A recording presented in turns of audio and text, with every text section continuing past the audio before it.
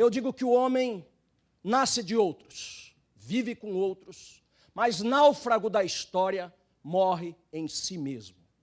Isto significa dizer que, sendo o passado imutável, mas havendo uma vasta gama de oportunidades e de possibilidades para o futuro, somos nós que construímos a nossa pessoal história e somos nós que não podemos terceirizar a culpa de uma existência mal vivida.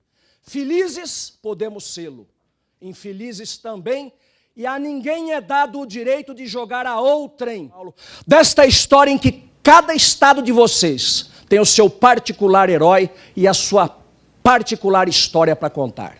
São homens que se distinguiram da mediania, mas não há dúvida, um dia colocaram o ouvido para ouvir a voz do coração. Hoje nós monetarizamos o nosso ritmo de vida, lançamos o nosso dardo para o futuro num discurso nada mais do que argentário. Transformamos o meio em fim e o homem trabalha desprazerosamente, quantos deles, para terem direito ao chamado lazer posterior.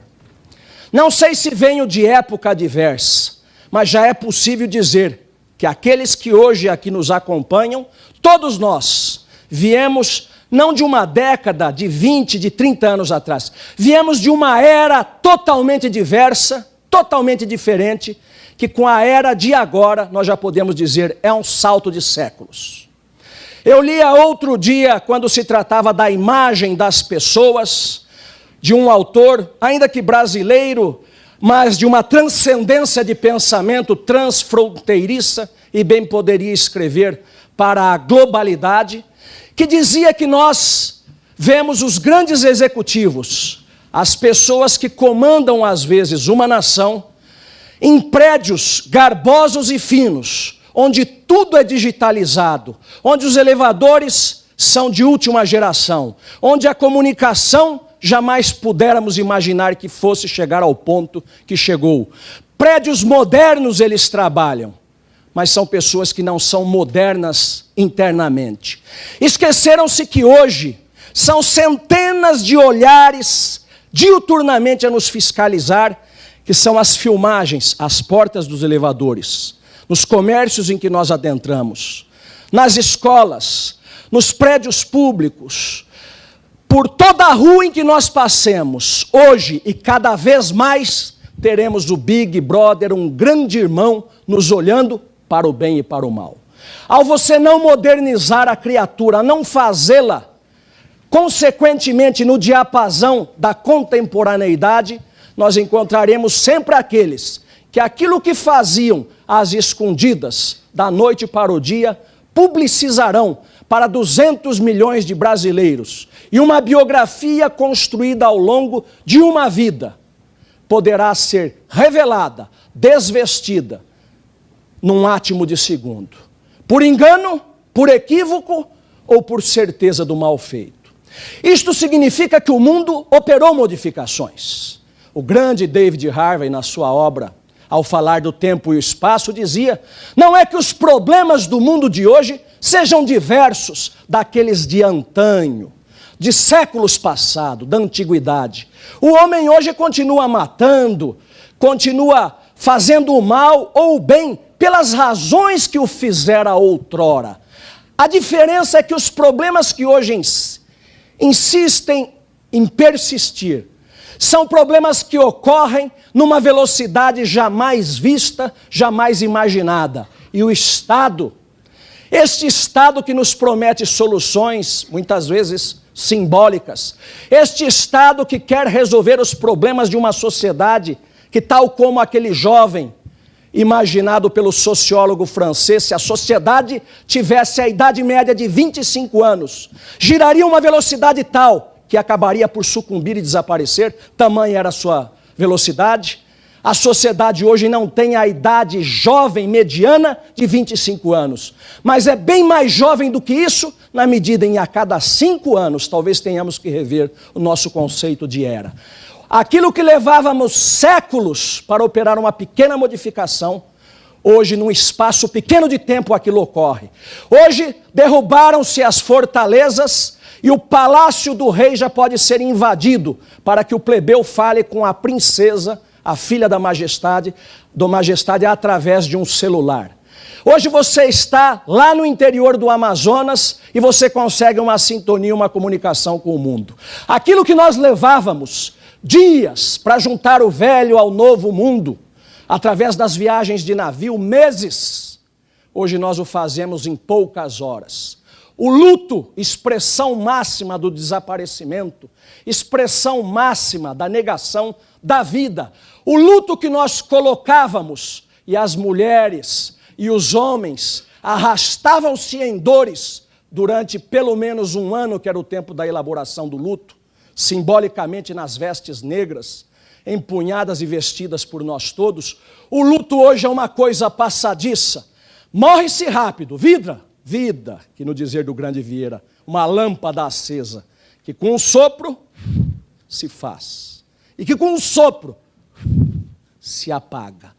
E se apaga rápida a passagem do homem pela terra. Cultuávamos memórias, tínhamos coisas a dizer no passado e do passado. E hoje, transeuntes rápidos que somos desta tragicomédia terrestre, tão logo desaparecemos. Um substituto ou uma memória nossa se esvanece e nós talvez tenhamos que ter deixado algo escrito, como scripta manent, verba volent. As palavras voam e desaparecem, mas a escrita permanece. E qual é a escrita que pode permanecer àquele que um dia elegeu o Ministério Público como a razão profissional da sua vida? Elegeu o Ministério Público como a causa da sua existência profissional. E quando falo profissional, falo de felicidade. O grande Fulton Sheen, cardeal norte-americano, perguntado a ele qual era a razão do homem na terra, ele dizia, não mais do que duas, englobadas em uma: ser feliz e fazer alguém feliz. E eu complementaria, um é o reflexo do outro. Há uma ponte intersubjetiva que nos irmana a todos, e o teu espelho do teu olhar, eu vejo refletido em mim o ser humano que sou, com as minhas virtudes e com os meus defeitos. E quando eu digo ser feliz, é porque nós não gastamos uma existência em vão. Quem lhe pagará a juventude de um trabalho dedicado simplesmente pelas patacas que o Estado nos paga? Quem lhe devolverá a juventude dos anos que lhes foram roubados por algo que você não queria fazer, mas simplesmente porque o salário talvez, o vil metal, aquele sal que não paga o sal da existência, era a justificativa para aquelas miúdas férias que você tinha anual? Não. Bom trabalhador, diz Robert Greene, numa obra que acaba de ser lançada, chamado Maestria. Bom trabalhador é aquele que não separa, ao contrário do que dizem, a vida privada, a vida em casa, da vida pública do trabalho. Ele não pode ter o trabalho como um sofrimento, como quem evoca a velha ideia latina do trepalium, de onde vem o nome, que era aquela máquina de tortura. Você trabalhava e você era torturado. A passada época da escravidão, no Ministério Público só entram voluntários. É como a noite, me dizia uma colega alagoana. Eu gosto da noite, Mugenu, porque na noite só tem voluntários. Ninguém sai obrigado na noite e ninguém sai obrigado para o dia do trabalho. E aquilo que o Estado nos paga é nada, abaixo de nada comparada à majestosa onda que se chama juventude e que uma vez passando e batido na praia, nada mais restará senão uma saudade inédita, porque você nunca terá experimentado uma emoção dessas antes, e você nunca mais poderá reconquistá-la. Quando você descobre que esta composição genética que habita em você, ela é única, nunca houve no mundo ninguém como você e nunca haverá. Por isso o indivíduo porque somos, para o bem e para o mal, seres absolutamente inéditos. O homem é uma palavra irrepetível. você os encontra parecidos, muito parecidos, mas há uma nota interior, há aquilo que se chama identidade, que faz de cada um de nós um sujeito com mais ou menos talento para uma ou outra área, com mais ou menos capacidade para um fazer ou para um outro saber. E cada um de nós tem a condição de levantar ao menos um andaime, ou colocar um bloco a mais neste edifício que é construído e reconstruído a cada dia, que se chama humanidade. O homem em si mesmado, a mulher, aqueles que voltados a si, ególatras, não conseguem entender o conceito do geral, o pensar universal, o entender o coletivo, são pessoas que se alhearam do mundo e, voltados ao espelho da sua própria existência, perderam a significação do que seja a humanidade. O promotor, o procurador, o membro do Ministério Público não se pretende ser um cidadão, alguém absolutamente imune aos pequenos problemas sociais. Ele está humanizado.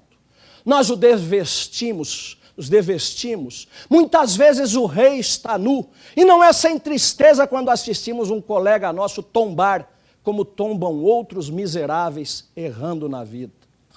Dizia um velho filósofo francês, de cujo nome não me recordo, mas diz que é bom quando você não lembra do nome, mas ficou a sua mensagem. Tenhamos piedade uns dos outros. É fácil nós cobrarmos uma vida de acerto. É possível nós cobrarmos 100% de acerto, sobretudo quando nós não somos julgados. E quando o outro erra, ao primeiro erro, lá está a nossa guilhotina moral, para massacrá-lo e dizermos que somos melhor do que ele. Eu não digo que a nossa piedade seja serventia da impunidade. Dizia o grande Afrânio Peixoto, cada culpado, desculpado. Há uma multidão de culpados em perspectiva.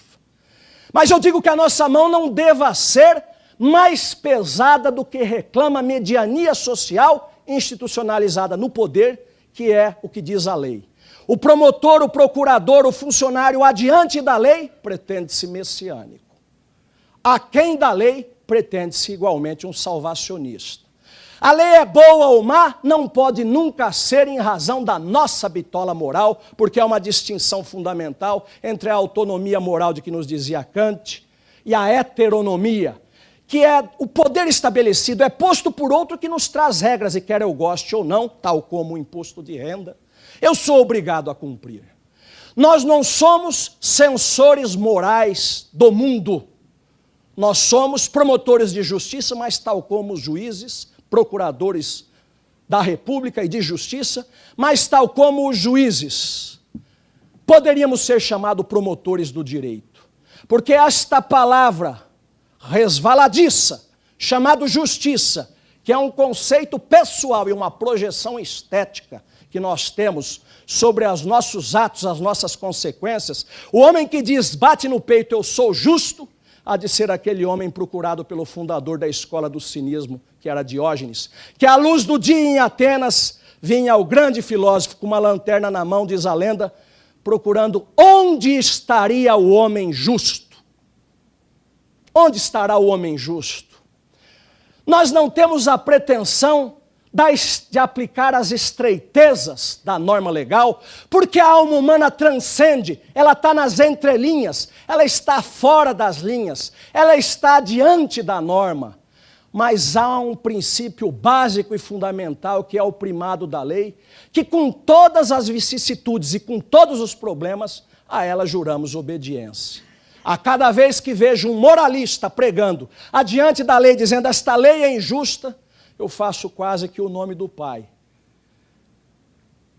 Porque ele está diante de um poder que ele não criou sequer como ideia, que é o poder legislativo. Que com todos os problemas que nós sabemos que tem, é um poder que emana do povo diretamente e não é o nosso, que é por concurso. O povo escolhe quantas vezes o laço com que quer apanhar. É por isso que ontem, uma colega ainda aqui presente me perguntava, com muita generosidade, se eu declararia a minha intenção de voto num tema tão em pauta como eleição. E eu respondi à forma daquele personagem de Sganarello, aquele personagem de Molière, Sganarello. Perguntado se ele era Sganarello, e esta colega me pergunta, você votará em fulano ou ciclana? E eu dizia, pode ser que sim, pode ser que não. Eu não tenho sequer o direito de formar, deformar, ou querer formatar uma opinião aos que dizem que eu sou formador de opinião. Nunca tive sequer o pendor para quedar-me sem opinião num ponto, mas neste terreno sensível, conhecendo a história do Brasil, recente, por que não dizer antiga, me julgo ético ao dizer, respeito a sua declaração de voto, cada um tem direito ao seu engajamento, mas elegi para mim uma posição que é não me comprometer nas declarações, porque pode me tomar por homo políticos, e eu sou um homo jurídicos, porque assim a sociedade me vê. Porque nasci promotor e está de tal forma grudado na minha alma, como naquele velho exemplo do mito de Hércules e Dejanira, com ciúme de Hércules, mergulhou a sua túnica no sangue envenenado do centauro Nelson. E quando Hércules colocou a túnica, aquilo incorporou e se impregnou a sua pele, que quando ele tentava arrancar a pele, tentava arrancar a túnica, ele arrancava a própria pele. Houve uma época que ao passar em concurso eu assumi uma identidade. O homo jurídicos para mim é o homo teoréticos em simbiose com o homo práticos. Um sem o outro é limitado, ambos dão a simbiose e a combustão, a meu ver, ideal para uma sociedade. Minha função primitiva não é fazer política. A escolha que fiz da minha vida foi servir a sociedade nas modestas vestes de uma beca que muito me orgulha. Nunca quis ser mais e tampouco deixei que os patins da vida me levassem a ser menos. Sempre entendi que nobre não é a função, nobre é aquele que dá envergadura à sua função. Quantos apequenaram a palavra juiz de direito? Quantos apequenaram a palavra ministro? Quantos apequenaram a palavra promotor de justiça? Erraram como homens. Não merecem uma guilhotina física. Merecem a censura. Mais do que tudo, merecem a resposta da lei. Somos fiscais da lei e sabemos que a sociedade hoje é quase que implacável quando um de nós erra, como outros poderiam errar. Quantas das áreas do Ministério Público não fazem um apelo maior ao erro? Porque ali onde mais você fiscaliza com mais poder, onde mais está o poder, mais afeito a estes problemas éticos e morais você pode estar. Eu sempre lidei com o pobre. Diz que o direito penal, dizia Novoa Monreal, o direito dos pobres, não exatamente para protegê-lo, mas é sobre os pobres que cai o seu mais dramático rigor, porque o crime prototípico é praticado pelos pobres e o rico o faz de outra maneira, e é mais difícil fazer o direito penal dar a sua resposta punitiva. Mas há aqueles que, não tendo escolhido uma área, e o Ministério Público é tão vasto, não como são as línguas, os idiomas do mundo, mas talvez como seja suas áreas de atuação, os principais idiomas que nós temos. E você pode falar com o idioma do direito da família, como curador da família. Você pode falar como um promotor das massas falidas, é um outro vocabulário, uma outra entonação do verbo, da infância e da juventude, do meio ambiente, da cidadania. As áreas são tão plurimas que vocês, membros do Ministério Público, nós, podemos não ser absolutamente realizados em uma, mas nos encontrarmos perfeitamente em outra. O salário que o Estado nos paga é um nada, é uma quirera para comprar uma vida desperdiçada, que é o melhor da nossa vida, onde nós não conquistamos o histórico de nossa vida nas madrugadas boêmias, mas sobre os livros estudando, onde surgem as cãs dos nossos cabelos, a geografia da nossa história na ruga dos nossos rostos, onde se perpetuará no futuro o exemplo das nossas ações, para a sua família, como o orgulho do patronímico que leva, para os seus ex-estagiários, os seus funcionários, como orgulho de terem com você trabalhado. Você não tem o direito de gastar em vão aquele que é o maior potencial e o melhor momento da sua vida. Dizia Terêncio, o espinho que não fura na hora de nascer, não vai furar nunca mais. Não espere que seja aos 40, aos 50, aos 60 que você se descobrirá promotor, que você se descobrirá uma importante engrenagem nesta grande máquina do Ministério Público, tal como um gestor, um administrador, um coordenador. Talvez daquela peça anônima deste grande maquinário institucional, daquele anônimo que ali está, daquele técnico que ali está, daquele analista que surgirá a grande verdade que nós outros, não sendo técnicos naquela matéria, não temos o pendor à vocação exatamente naquilo, não tínhamos condição de alcançar, delimitar e resolver. O que eu enxergo num paralelo claro entre o passado e o presente é que no passado o Ministério Público era um nada mais do que criminal. Simbolizava-se na beca de um dedo acusador, tal como naquele dístico tanto recitado do meu Paraná de origem, quando um promotor está acusando, sabe quem ele está defendendo? Interrogação. É você, homem e mulher de bem. Mas esta imagem pertence a um passado remoto, tantas são as áreas que nos transformaram hoje num pai protetor da sociedade.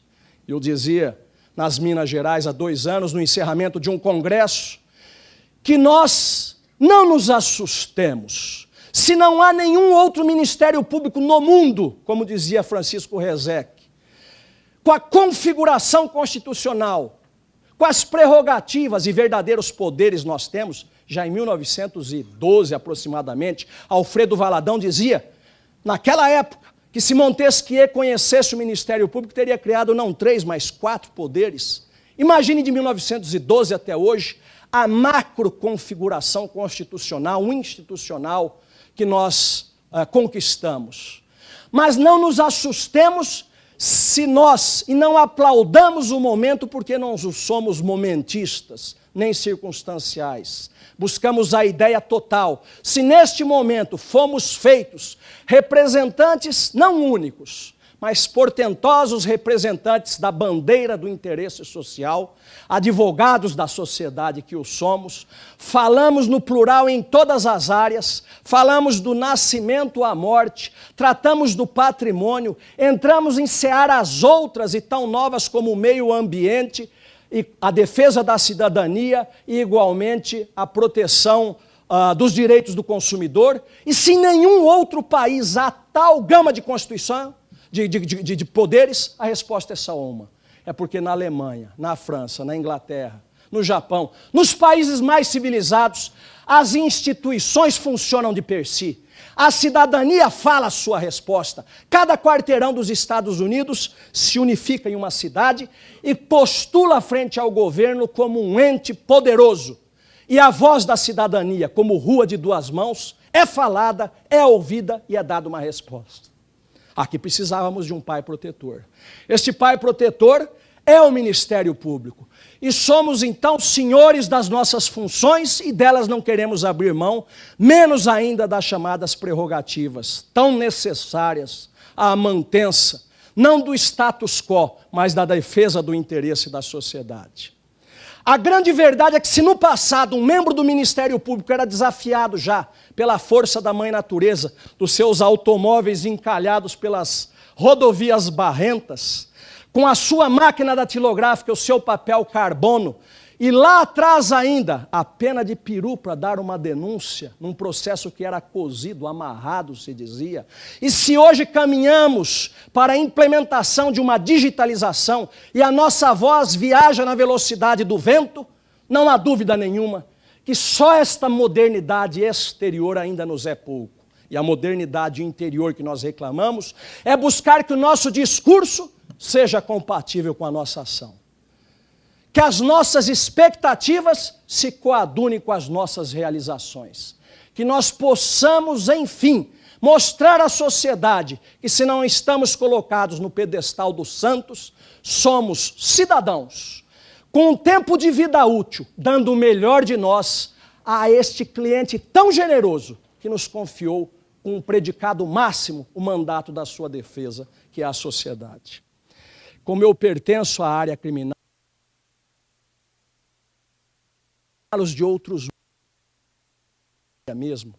Há o filósofo contemporâneo que consegue a proeza de não se imiscuir como personagem da história e só fazer uma análise, se colocando num ponto equidistante, como se não pertencesse a esta sociedade. É aquilo que é chamado de paralaxe cognitiva. Ele diz que a sociedade é injusta, ele diz que a sociedade é problemática. Mas quando a gente diz que a sociedade são todos, os pecadores e os virtuosos, então ele também possa ter culpa, ele se coloca equidistante. Ele se distancia dos filósofos antigos. Aristóteles, quando tratava dos grandes problemas da vida, ele próprio se julgava um personagem social. Como ele dizia, sorrio e danço, tenho as alegrias e os problemas, eu vivo tal como os demais. Quando Platão dizia que o homem estava entre o anjo e a besta, ele não dizia algo distante a ele, ele se colocava na posição de homem.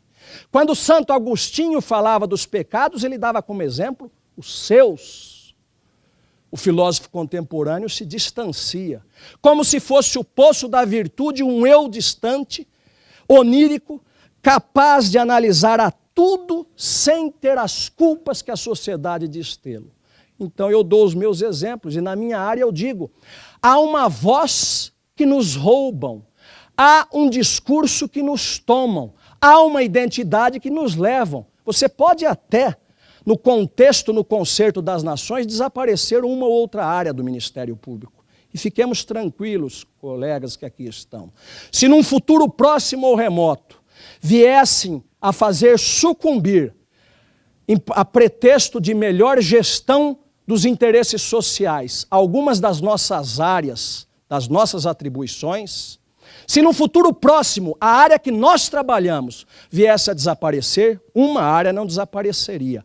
Porque ela é a gênese, é a raiz, é a identidade primitiva, é o primeiro número, é a história do Ministério Público, que é a área criminal. Se você não tiver o mínimo pendor para a área criminal, você há que se questionar, o mínimo. Mas talvez você não o tenha. E há tantas outras áreas. Se uma sucumbir, você vai à outra.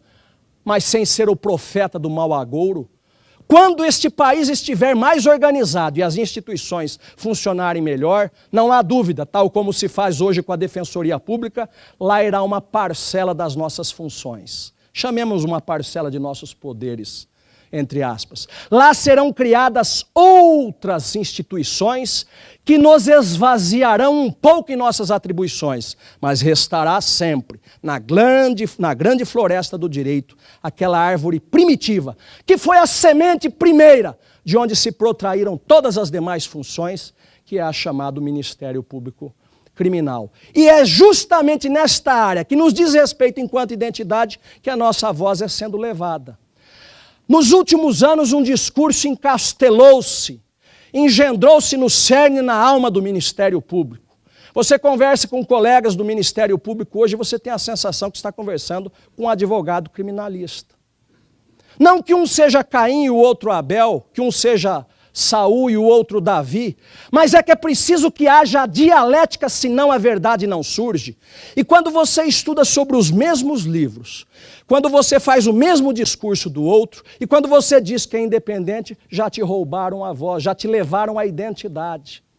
Ouve, e permito-me dizer, porque quem andou nesses livros, estudou nesses livros, e estudar não é apenas ler um livro, mais ainda, não é apenas ter o livro. São 4 verbos. Uma coisa é ter o livro, outra é consultar o livro, outra é ler o livro. Só a quarta nos interessa, que é estudar, que é comparar páginas, reler várias vezes e tentar mergulhar, plonger, como dizem os franceses, no pensamento do autor, que às vezes não está nem incorporado na página do livro, porque o seu verdadeiro pensamento, aquele que desvestiria a sua personalidade, ele amassou e jogou no lixo e buscou numa linguagem eufemística para trazer às páginas do livro aquilo que ele queria dizer.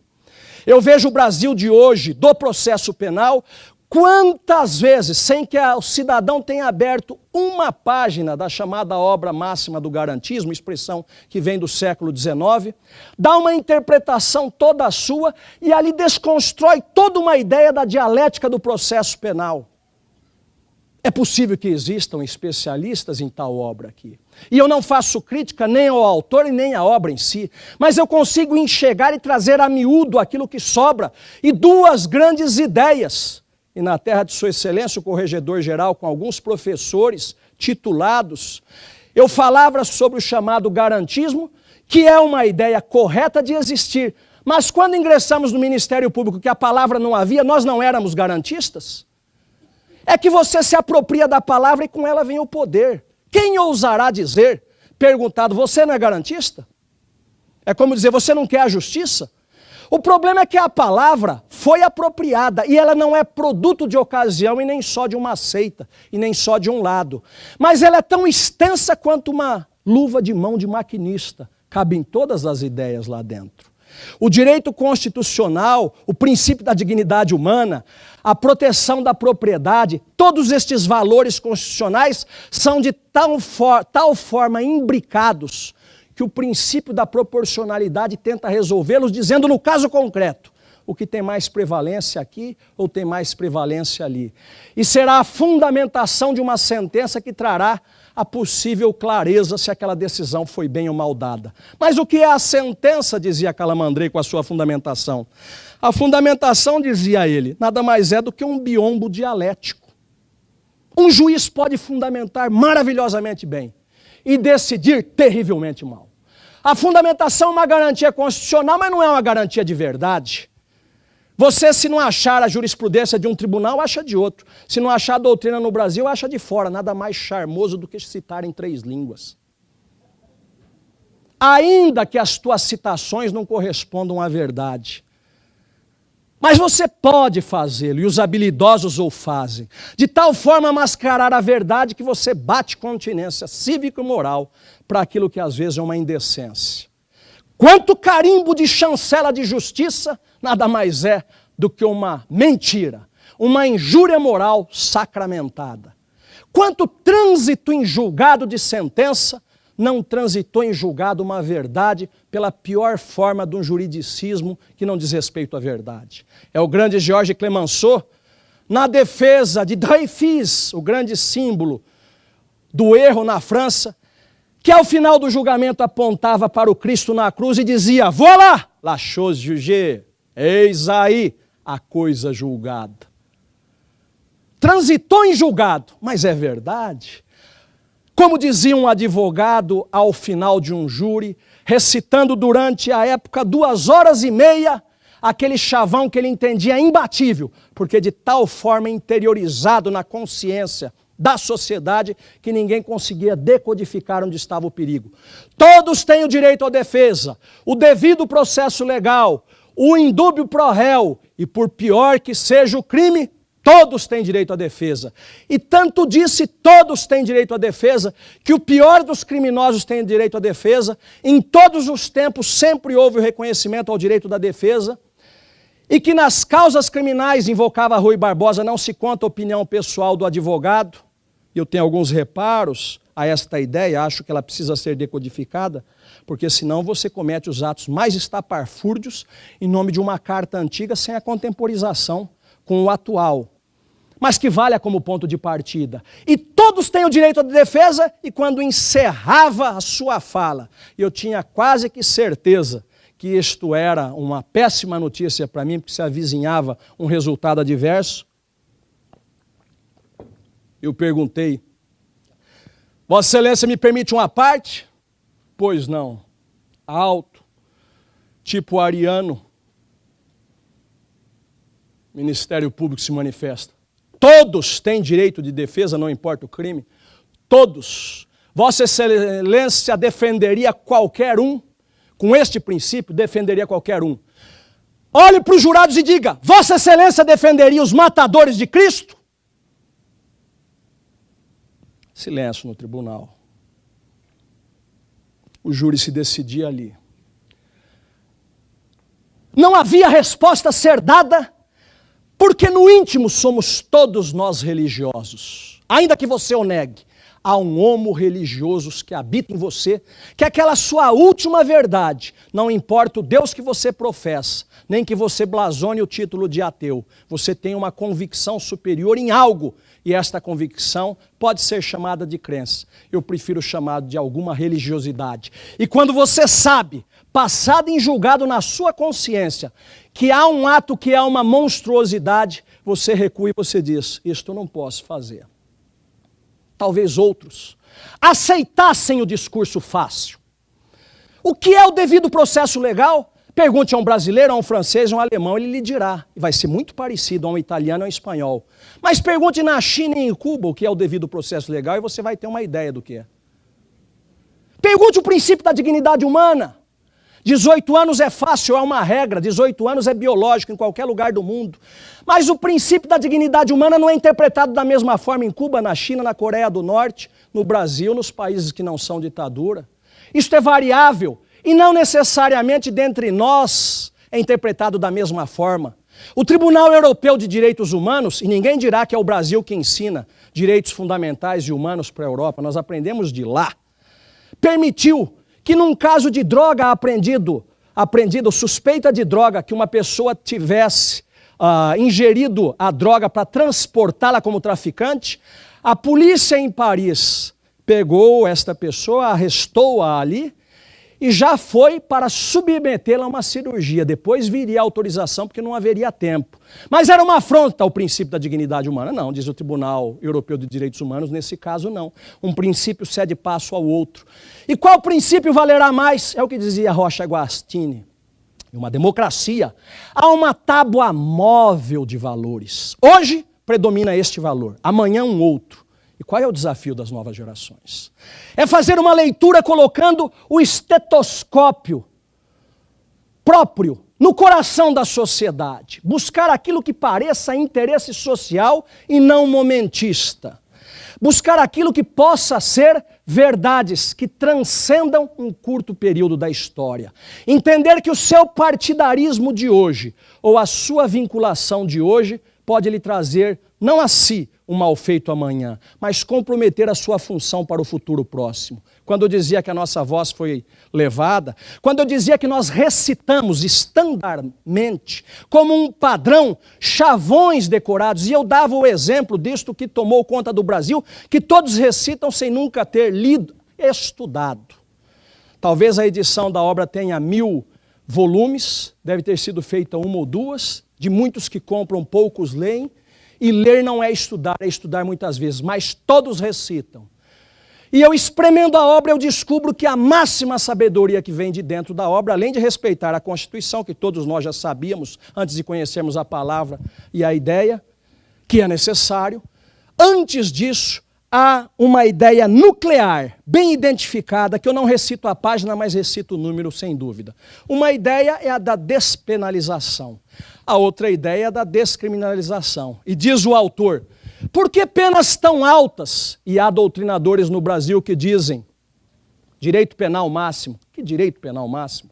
Vai estudar direito comparado e entender, para ter uma régua comparativa honesta e não abusar do desconhecimento alheio. Este direito penal não é máximo, ele é mínimo. E dizia o doutrinador, o máximo de uma pena, dizia recitando um amigo que teve preso por 4 anos como preso político. Primeiro que preso político não é pauta para criminalidade comum. Crime político não pode haver. Nós somos absolutamente contra. Partimos da ideia de um crime mais avesado, voltado ao chamado direito natural e não criado como ideias políticas. E dizia que este amigo que foi preso político ficou preso 4 anos e que uma pena nunca deveria passar de 4 anos. E o autor mais generoso diz, para ele 4 anos, na minha opinião não deve passar de 10. Mas como é que se chegou a essa conta? Quem criatura lhe disse de 4 ou de 10 e de que forma? Mas que santo iluminado lhe baixou ao pé da cama à noite para você cortar o curso da história, que é um contexto que ao crime corresponde uma pena que nós devamos ter critérios. Por que 10 anos e não 11 e não 9? Como uma ministra que um dia, um número mágico, lhe desceu à mente e resolveu bloquear todo o dinheiro da poupança de quem tinha a partir de um número X. de uma memória que nós não esquecemos, mas que houve gente que perdeu a vida pelo aquele gesto indigno do que nós chamamos de cidadania. Haviam pessoas que haviam vendido o seu patrimônio ontem para comprar um outro depois da manhã, e de um dia para o outro não tinham mais nada. Houve suicídios no Brasil. E como é que você desconstrói a experiência universal? Mas a experiência universal não está dando solução para a criminalidade. Mas não vai dar nunca, porque o direito penal, como qualquer direito, é só um instrumento a mais, como o civil, o processual, o constitucional, um a mais para tentar conter este lobo que nós temos dentro de nós, esta vontade de dominação que temos sobre o outro, que dividimos o mundo em religiões, em centros de poder, em idiomas diversos, para querermos ter uma dominação sobre o outro. Porque se não quiséssemos tê-lo, poderíamos ser um lobo e uma ovelha bebendo água do mesmo rio sem que houvesse problemas dentro da gente. Mas como a natureza não é a santa que se supõe, dizia Tobias Barreto, ela come, bebe e peca, nós teremos como homens que somos problemas sempre. O direito nunca resolverá o problema integral da sociedade. Ele será um paliativo, mas é um paliativo tão necessário que desaparecendo o direito se teme. Os filósofos dizem que se desapareça a sociedade. É o que dizia Reale, ubi societas e bius. Onde estiver a sociedade, tem que estar o direito. Mas se a questão não é somente a despenalização, o sábio que nós cultuamos dizia da descriminalização. Em sua terra, e os colegas haverão de comprová-lo, eu perguntava para uma banca muito bem composta de professores que muito me orgulhou. Falamos tanto de descriminalização, de um novo código. Mas descriminalizar o quê no Código Penal? Perguntado à mesa, um dos colegas que lá estavam, num arrompante, falei, qual dos crimes eles tiraram do Código Penal? Disse, bigamia. Eu falei, não é porque é bigamia que são dois crimes.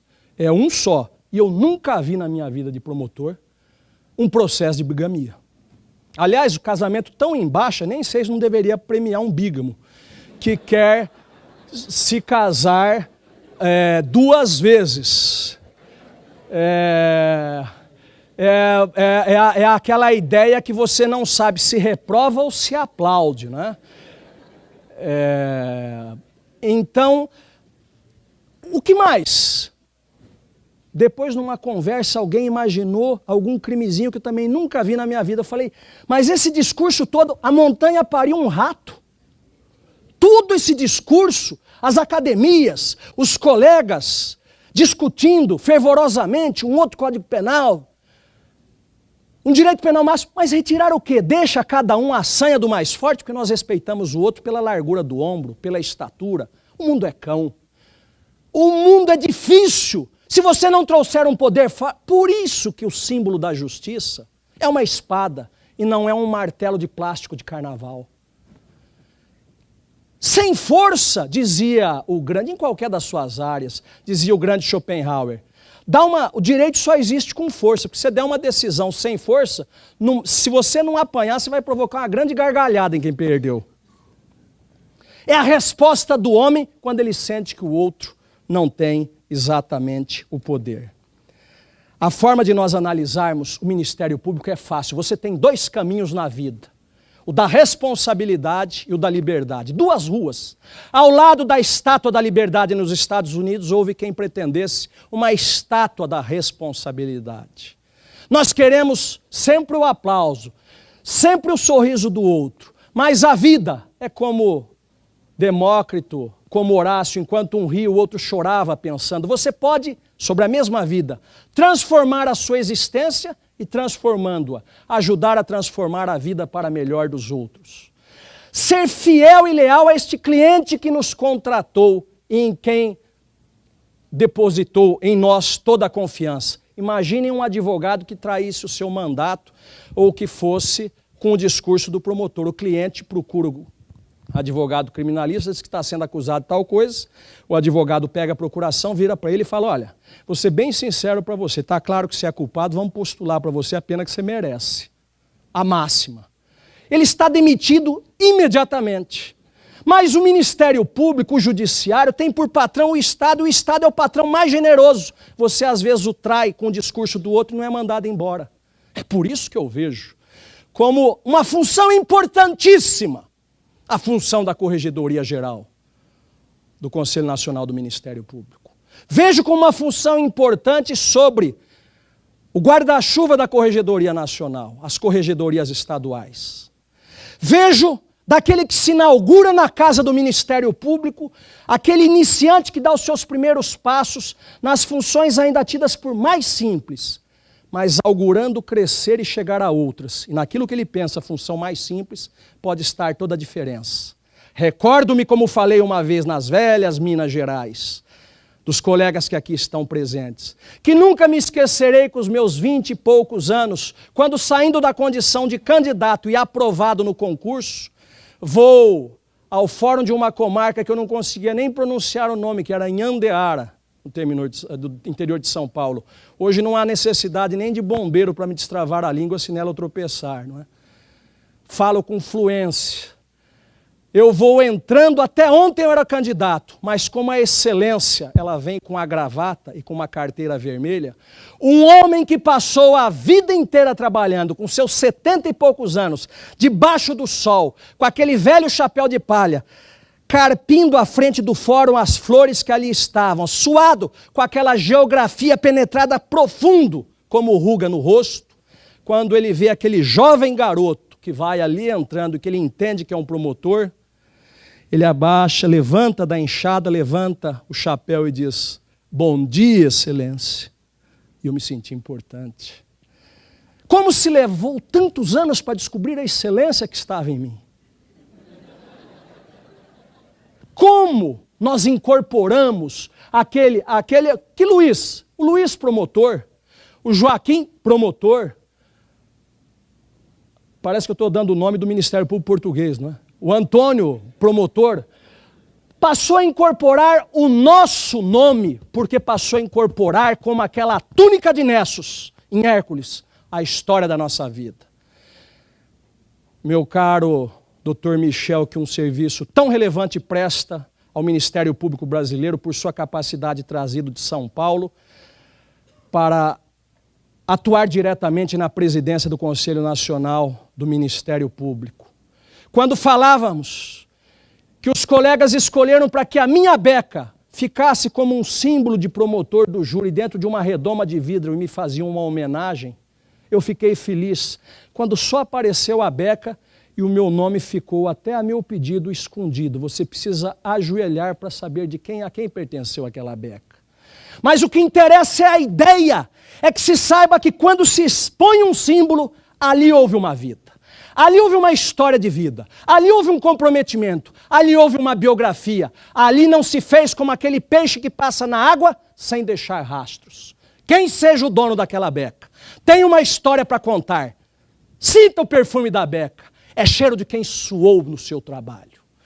É perfume de vida, porque sem trabalho e sem crença, ninguém tem significação nenhuma. O grande Miguel Reale, que citei-o enquanto filósofo, cito-o agora enquanto poeta. Dizia sobre sertões e veredas, e me parece oportuno para falar do que se espera do Ministério Público contemporâneo e do Ministério Público das novas gerações. As veredas sem fim destes caminhos são minhas, irremediavelmente minhas. Se vocês não apreciam, não há por que segui-las. Mas o que sou me tira a liberdade. O apego às coisas conquistadas vai me secando a fonte da aventura, o bem supremo da juventude. A mocidade é amor das coisas novas, aceitação da vida sem quietude, arremesso de dardo sem cuidado, de seu acerto ou de sua longitude. A vida é sempre assim. Quanto mais sertões, mais as veredas. E quando nos cuidamos realizados, somos só prisioneiros de nós mesmos. Talvez eu seja o único prisioneiro feliz do mundo, porque aprisionado, refém da minha própria história de promotor e não quis construir outra. Refém da minha história de membro de Ministério Público. Mas não sou o único, porque encontrei outros colegas felizes e que o são e que dedicam os melhores dos seus dias a esta causa social. E eu escrevi: casamento por amor não é prisão, é o berço do futuro que embala os nossos sonhos presentes. Parabéns aos colegas deste belo evento.